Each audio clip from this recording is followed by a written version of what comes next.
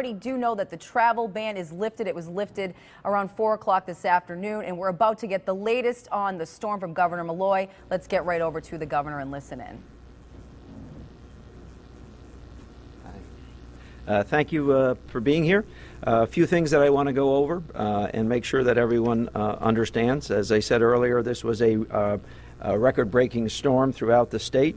Preliminary numbers show record or very near record snowfalls in 7 of the 8 counties. We have a number of concerns right now. At this point, there are still about 35,000 CL&P customers without power. I've just finished a meeting with them. They have been in a make-safe mode.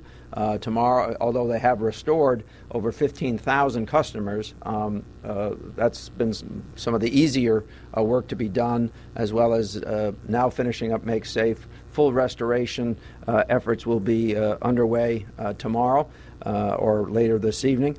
UI, as I said, has about 220 customers are without power at this point.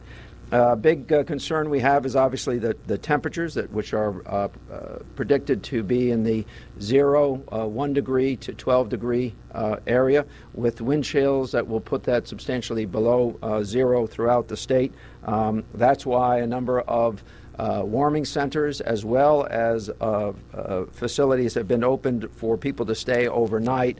Lieutenant Governor and I visited one in East Lyme Middle School today, where there were about 25 people, but they were expecting a substantially larger number to be there overnight.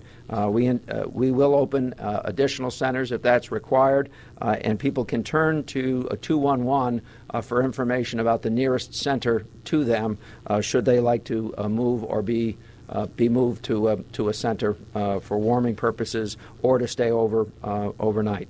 Again, if you are without power and using a generator or other heating source, please make sure it is vented, and vented isn't having it in an attached garage. It has to be outside. It has to be vented outside. We continue to ask, because there is so much blowing snow, that you also check your side vented heating furnaces and the like to make sure that the snow is away from it. If you've removed it once, check it again, because there's a lot of snow out there. I want to touch a point. We lifted the travel ban in large part because our neighboring states were lifting theirs, and that meant that there would be a substantial amount of traffic coming into the state, particularly commercial traffic. And we also understood that commercial deliveries are extremely important, particularly of the commodities being consumed at this point, gasoline and foodstuffs. However, and I want to stress this, do not go on the roads. Stay off the roads. First of all, they're not as safe as we would like them to be. Secondly, there's a lot of blowing snow. Thirdly, there are entrances and exits that are still not open, so your ride's not going to be very comfortable. Let me put it this way. Discourage your loved ones from going on the road. You don't have your children take the car out tonight. Don't have your loved ones take the car out tonight. There's really no reason to do that, and we urge you not to do that. A couple of other announcements. I have filed a request with the President of the United States for an emergency declaration in the wake of this storm, and I have advised communities to track their expenses in the hopes that we will move to a declaration that will allow for the recovery of those expenses. But the declaration I have specifically asked for at this time is one that would allow us to access federal contracts and federal assistance, such as payloaders and things like that, that could be made available to us. And I've informed the community leaders of that in a call just a few moments ago. The state police have responded to almost 3,000 calls since yesterday morning. About 600 of those represented accidents. We believe that there are now 5 fatalities related to this weather occurrence in our state. The National Guard continues to be assisting with troops in the range of about 400 National Guard folks who have been assisting and carrying out responsibilities in the state. And we're very grateful for that. Metro North has restarted very, very limited service And I think I'm giving everyone an early warning that we do not believe that Metro North will be in a position to establish regular commutation on Monday. So if there's a reason you need to be in New York City on Monday, you might want to move yourself there sooner by car, because in all likelihood, locations above Stamford are not going to have very regular service for some period of time. That's because the New Haven yard is under about 38 inches of snow, 36 inches of snow with tightly packed cars, and it's going to take a period of time to clear those cars for use. Early warning, not a definitive statement, but we're not sure that the regular service will be established, so act accordingly. If you are dependent on using the bus system, the rail system, or the airport, please call ahead and make sure that you're not walking out to wait for a bus that's not going to arrive, because there are routes that have been canceled and are not likely to return tomorrow at least. Same thing with the airport. They're making a decision in the next couple of hours with an estimate of when they'll return to service. And again, rail is very limited. One final note, a number of people in the state have snowmobiles and ATVs. Please do not go on the roads. There's no reason to be on the roads. There's very limited space, particularly on the highways and the routes that Connecticut maintains. We only have about 2/3 of capacity on our highway system, with no breakdown lane capacity at all on the road systems. Putting a snowmobile or an ATV on that system is A, illegal, B, tremendously dangerous for the folks who would be using those vehicles, and dangerous to other folks. So please keep those loved ones as well as those machines away from our road system. With that, I'll take a few questions.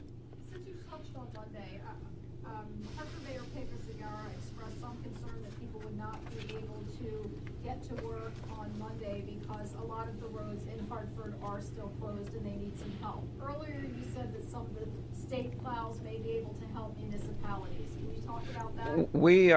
We've had discussions with the municipalities about that. It is highly unlikely that we're going to be able to lend much effort, if any effort, towards that until at least after Monday morning commute.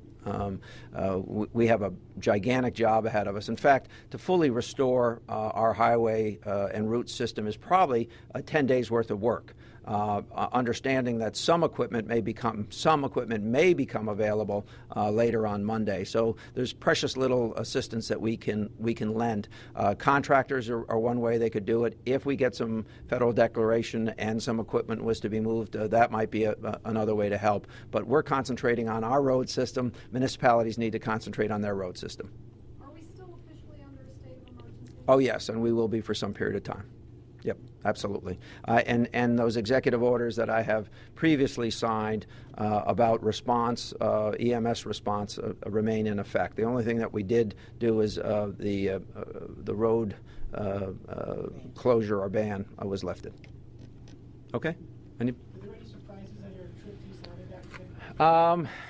I'm grateful that a lot of people listened and stayed off the highways, and on the other hand, I passed any number of cars that had gotten into distress late in the storm. I mean, that's the amazing part, that people still went out last night when snow was falling at rates of 4 or 5 inches an hour, and they were driving someplace. That amazes me, and that really is a big problem on a number of the exits from the system. So they got on the system. They figured they shouldn't be there anymore. They tried to get off.